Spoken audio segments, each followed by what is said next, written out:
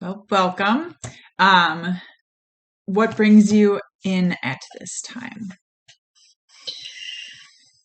I am finding myself crying more frequently. I've been a caretaker for my son who's had a lot of medical issues for over 21 years. Mhm. And I've been the one to be taking care of my 90-year-old parents, and my mom has Alzheimer's. Okay. And just crying more. Okay. And before we proceed any farther, just to cover confidentiality of what is talked about here, and just the limits of confidentiality. So anything you say is protected unless you're going to be a harm to yourself or others, and then that is when confidentiality will be breached. And you also have the right to not discuss any information that you do not wish to disclose. So it's kind of the ball's in your court as to whatever you want to cover, whatever you want to talk about. This is your time and this is about you and your goal in therapy. So, okay. So, crying for frequently and medical issues with your child and parent. So, with the crying more, what tell me about like the feelings with that, like what stimulates those or what triggers those moments of It can vary. My I do want to cry when I see my son coughing up blood. That's one thing that tends to trigger my fear of that I'm going to fall apart in front of him too, and I have to remain calm, kind of like it's a normal thing, even though it's really not. And then also too, when my mom's having a bad day, and that can be pretty tricky as well. It's Yeah, and then trying to help my dad through it because she'll look at him. They've been married 67 years, and she'll look at him and say, "Have you seen my husband Ray?" And he's like, "That's like so difficult for me." And then so then I listen to him and tell him that that's just part of the disease, and she still recognizes you as someone who cares, and so yes.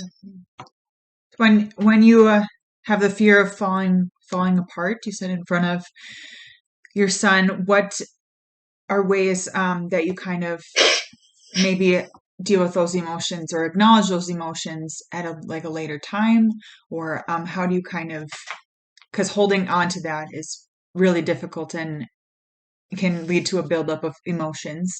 Um, so how do you kind of cope with that or deal with that? At the time, I tell myself he's been through this before and he hasn't died yet. Hmm. So this time, he probably won't either. Um, I just kind of go into my nurse mode and address what I can. And then you just kind of wait to see if things are going to fall apart or if it's going to just kind of resolve itself. So Is this a frequent episodes that kind of happen, or is it been gradual over time? Or, it's been going on. This part of it's been going on since the 8th grade. So that would make him 14. So 7 years. okay. So does he have so you're his main caregiver. Yes. Are you experiencing any feelings, especially that are maybe escalated even more with the pandemic, with the isolation and with the feeling like you have to protect him from what's going on out in the world? Yeah. Actually, like for the first time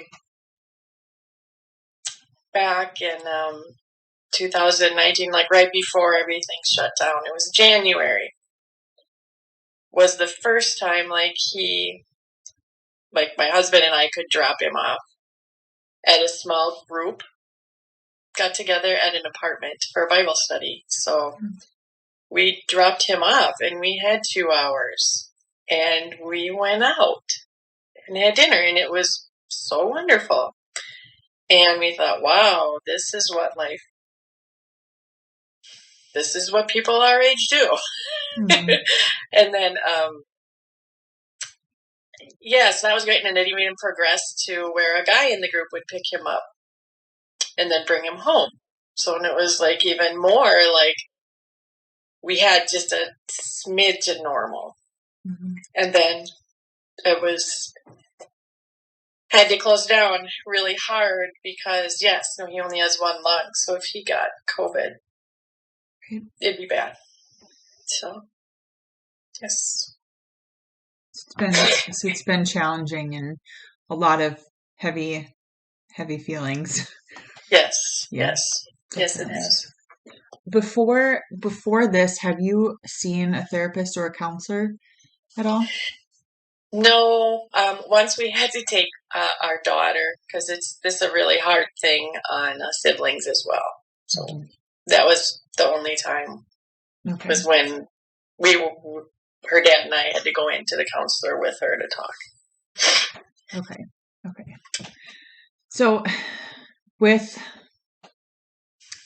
everything that's been going on, what do you see as being the biggest hardship that you face, and what do you want to get out of therapy? What would be your goal in us talking and just having this conversation and being able to talk about everything?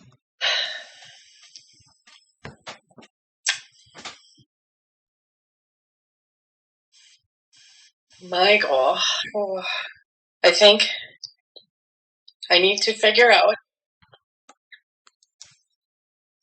how to be able to let him go because it's not going to do him good if I'm his caretaker for the rest of his life. He needs to step out as a grown up, and I need to let him do that, and I just need to go back to what life would be like. So Yeah, I guess those are goals. getting to that. Yeah, Mm-hmm. definitely. It takes time to have some normalcy, and even with just growing up too. It's Yeah. change is hard. And especially when medically fragile are kind of a bubble, it's a whole different kind of change. Yeah. Mhm. Yeah, actually today it was quite exciting, but so we had brought up potentially maybe him moving on to campus next year. That would be his last year, so it'll depend on COVID, but so it took him a few days to kind of start thinking about, hey, maybe this wouldn't be such a bad idea. And so he set up a meeting for this morning with his person who makes all the accommodations at his school. And so he had his list of questions, and we did too. And it really could potentially work really well. I mean, I hope it does. I hope he gets that experience. Mhm. So, but yeah, he was, even for him, he's nervous because he knows how things can go, but had some good, he's been reaching out to resources he knows, and I feel better. One thing someone had suggested was to wear a lifeline. And it's like, yes, that's a good idea. Yeah, there's definitely resources. Yes. Mm-hmm. How far away is the school that he would be going to? Is that, I mean, because that would be, a, in your words, of figure out a way to let him go in a sense, but not go super far if it's nearby. Yes, without traffic, it's about 20 minutes. Okay. And is it near to where he receives like services or medical attention or anything of that sort? It would be close enough. Close enough. Okay. Mhm. What, I guess, what characteristics or factors would kind of need to be in place for you to feel comfortable enough with being uncomfortable to let him move forward? Well, he has to have people there with him at night Mm-hmm. when he's sleeping. He's also hearing impaired and doesn't hear when his feeding pump alarms and Mm-hmm. his oxygen things go off. So he would need someone there to help with that. He would need rides to class because he can't walk that far, especially if it's chilly or at all. Right. Mm-hmm. And he would need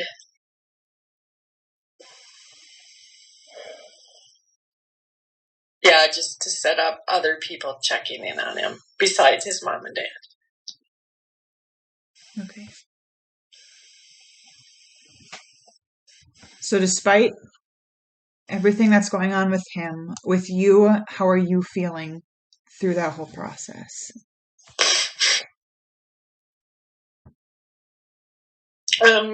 Or even thinking about the process?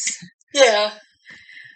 Well, it's like I am excited for him, but it's like I can't really act super excited or overthink a lot of things, because if he starts thinking about things too much, then he'll start to vomit and it won't stop.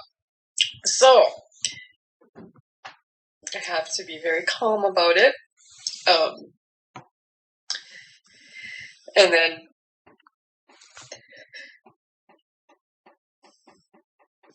part of me feels quite guilty, because if he can succeed at that, that could open up a whole new world.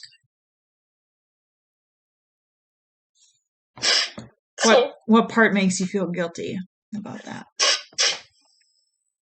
Oh, the part I want for myself.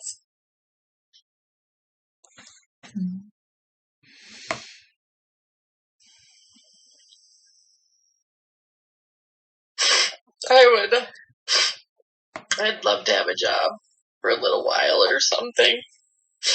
I'd love to make plans and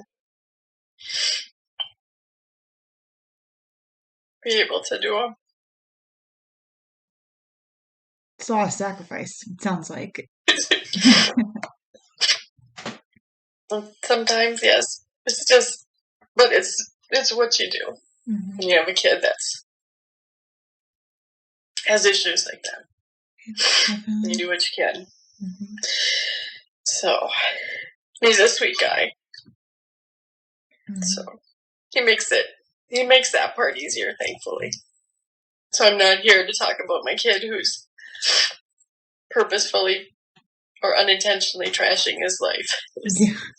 He's trying his best to live his best life.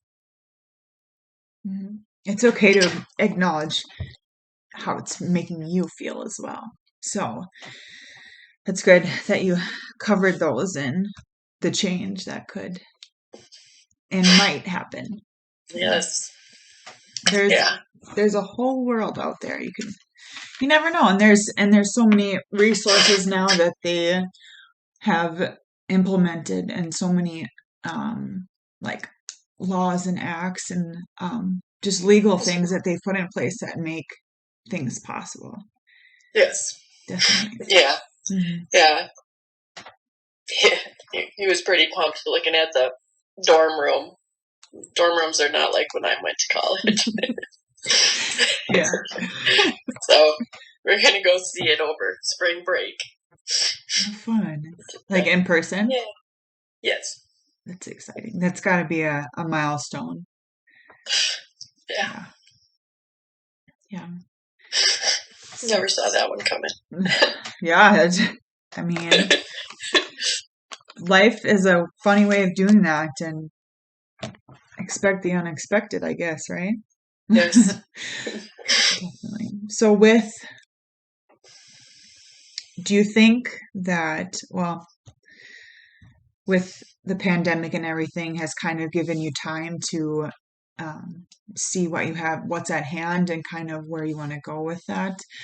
Just because a lot of people have struggled with being the shutdown of the pandemic and then kind of realizing what's important in life when it sounds like how things are kind of already at home. You have to be careful just in everyday life, not even just in a pandemic. Yeah. And that in Yeah. return, yeah. Yeah. No, the pandemic, we didn't do a whole lot too differently, Hmm. except in the summer. In the summer is usually when we could be more free. Hmm. But I mean, it did usually. I mean, we stopped having people over. That's the hardest. Right. Has has the has COVID and being your son's main caretaker, has it affected your time that you're able to spend with your mom? Um, Kind of moving towards now your mom, the part Um, of your, yeah. yeah. Not too much. I obviously pick days that he's had a good night, Mhm. and then I'm over at my parents either 2 or 3 days a week. Usually at least two. Okay. So being able to go over there, which, Yeah, yeah. We at first the first month or two didn't until we learned a little bit more about it. But then I couldn't leave my dad alone to take care of her, mhm. and they needed help. So it made sense that since my exposures were going to be pretty minimal,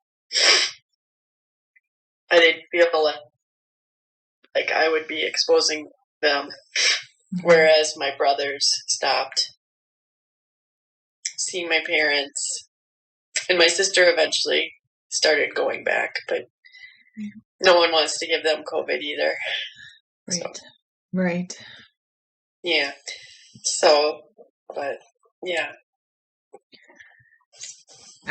Okay. So I guess with everything that has happened and everything that's kind of currently going on, what are current things that you're feeling? Kind of going back to the would like to not be crying as often and stuff like that. Yes. What are you kind of currently right now? What are you feeling and what are you going through? I find I'm tired a lot. Um, I'm trying to find things to do that kind of give me purpose. Mhm.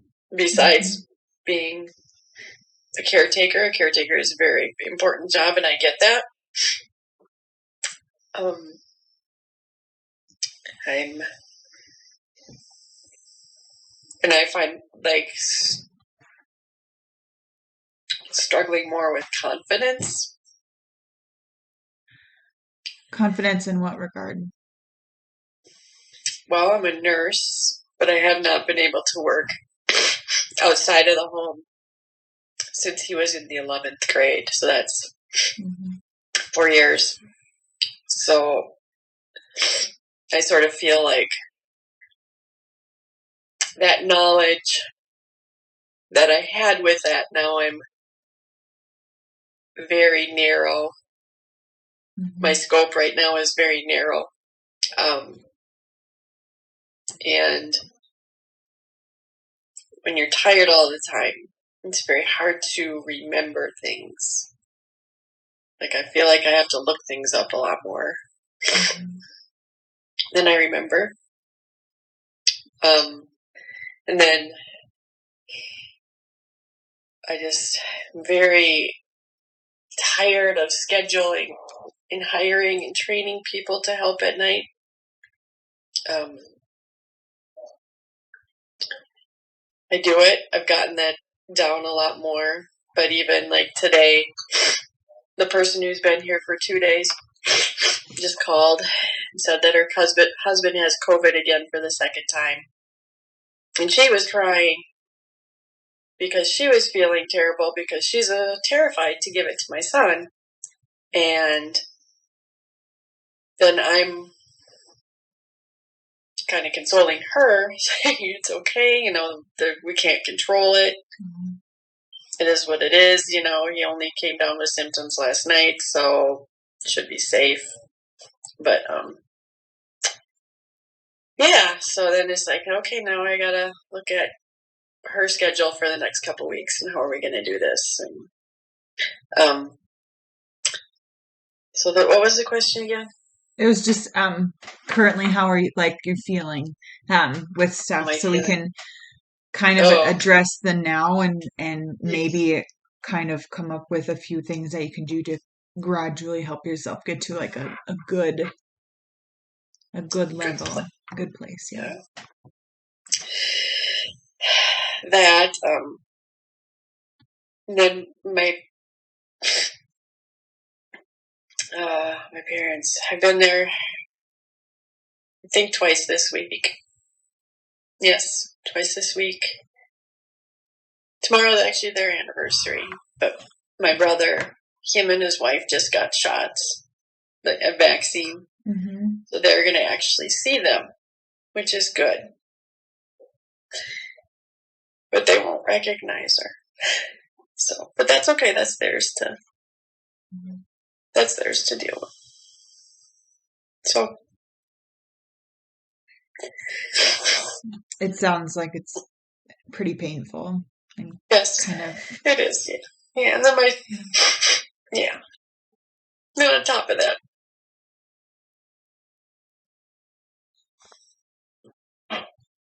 it's okay.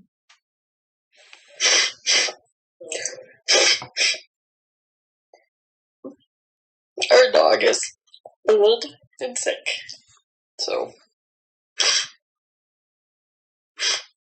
and he is so attached to that dog.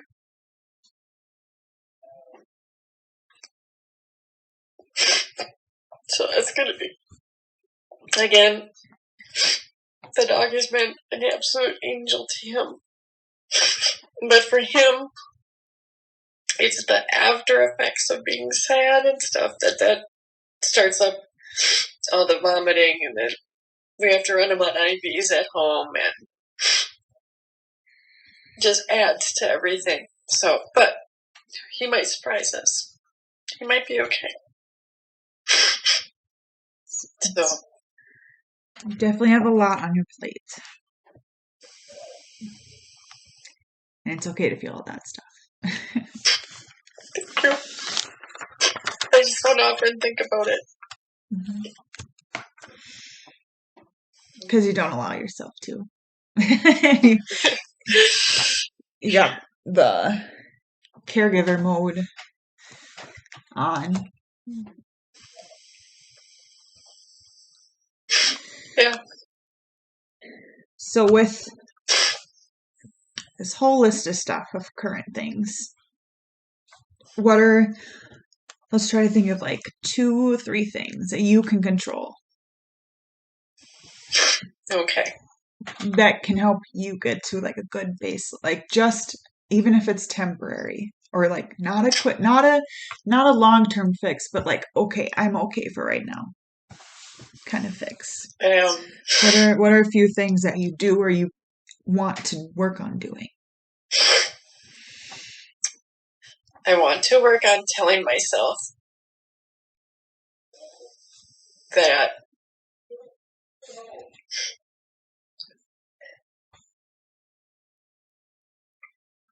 what I'm doing is okay.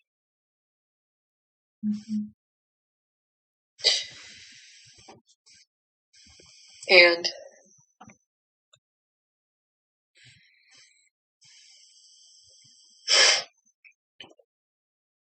I don't have to have a big job title or anything to feel successful.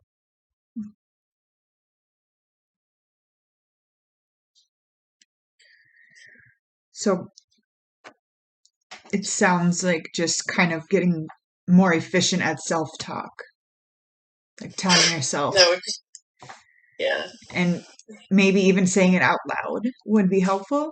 Just so you verbally are being like, this is my declaration to myself, and going, Oh, that's a good idea. mhm.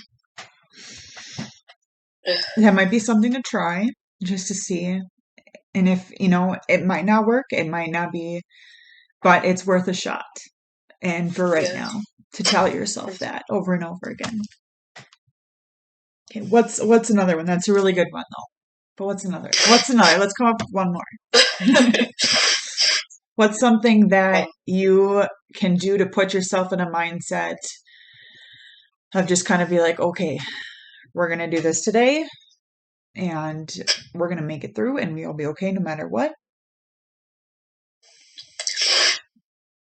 Um,